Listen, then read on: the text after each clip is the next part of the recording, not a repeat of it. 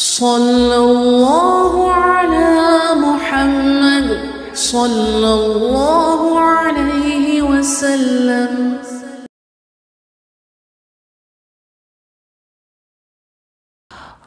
अस्सलामु अलैकुम वरहमतुल्लाहि वबरकातुहू।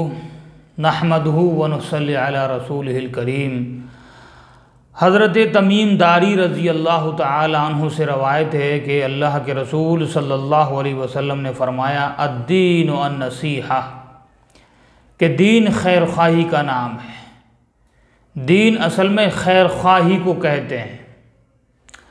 हज़रत तमीम दारी फरमाते हैं कि हमने कहा, लिमन या रसूल अल्लाह, ऐ अल्लाह के रसूल सल्लल्लाहु अलैहि वसल्लम, ये खैर ख्वाही किसके लिए हो?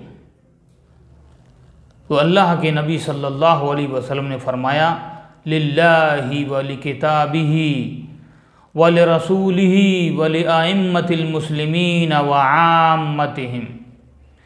ये खैर ख्वाही अल्लाह के लिए होना चाहिए, अल्लाह की किताब के लिए होना चाहिए, अल्लाह के रसूल के लिए होना चाहिए, मुसलमानों के अमीरों के लिए होना चाहिए, मुसलमानों के खुलफा के लिए होना चाहिए, व आम्मतिहिम, और आम मुसलमानों के लिए होना चाहिए। दोस्तों, आज के इस दर्स में हम समझेंगे कि ये खैर ख्वाही अल्लाह के लिए होने का क्या मतलब है, और अल्लाह की किताब के लिए खैर ख्वाही होने का मतलब क्या है, अल्लाह के रसूल की खैर ख्वाही होने का मतलब क्या है, और मुसलमानों के अमीरों, मुसलमानों के खुलफा के लिए खैर ख्वाही का मतलब क्या है, और आम मुसलमानों के लिए खैर ख्वाही करने का मतलब ये है।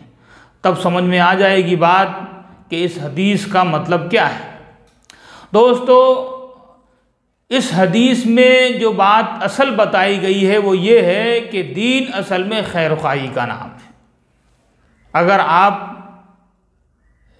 दीन पर अमल करना चाहते हैं तो आप खैर ख्वाह बनना चाहिए, बन जाइए, आप खैर ख्वाह बन जाइए। अब सवाल ये पैदा होता है कि ये खैर ख्वाह किसके बन जाएं हम? तो उसका जवाब अल्लाह के नबी सल्लल्लाहु अलैहि वसल्लम ने इस तरह से दिया कि आप खैर ख्वाह बन जाइए अल्लाह का।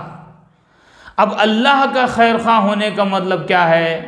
अल्लाह का खैर ख्वाह होने का मतलब ये है कि अल्लाह रब्बुल आलमीन की ही सिर्फ इबादत की जाए, अल्लाह के साथ किसी को शरीक ना ठहराया जाए, अल्लाह रब्बुल आलमीन की इबादत पूरे इखलास और खुलूस के साथ की जाए, अल्लाह रब्बुल आलमीन के तमाम कवानीन को माना जाए, अल्लाह रब्बुल आलमीन ने जो अहकाम सादिर फरमाए हैं अपने बंदों के लिए उन अहकाम पर अमल किया जाए, और जिन चीज़ों से रोका है अल्लाह ताला ने उन चीज़ों से रुका जाए। ये मुख्तसर है मतलब अल्लाह के लिए खैर ख्वाही का मतलब, ये बहुत मुख्तसर है, उसकी तफसील बहुत है। दूसरी चीज़ है अल्लाह की किताब के लिए खैर ख्वाही। अल्लाह की किताब के लिए खैर ख्वाही का मतलब ये है कि कुरान मजीद को पढ़ा जाए, कुरान मजीद को समझा जाए, कुरान मजीद को जो उसका पैगाम है उसको आम किया जाए, उसके पैगाम को दूसरों तक पहुँचाया जाए, कुरान मजीद का एहतराम किया जाए, कुरान मजीद की इज़्ज़त की जाए। ये मतलब है मुख्तसर तौर पर कुरान मजीद की खैर ख्वाही करने का। तीसरी चीज़ है अल्लाह के रसूल सल्लल्लाहु अलैहि वसल्लम के साथ खैर ख्वाही। इसका क्या क्या क्या मतलब है?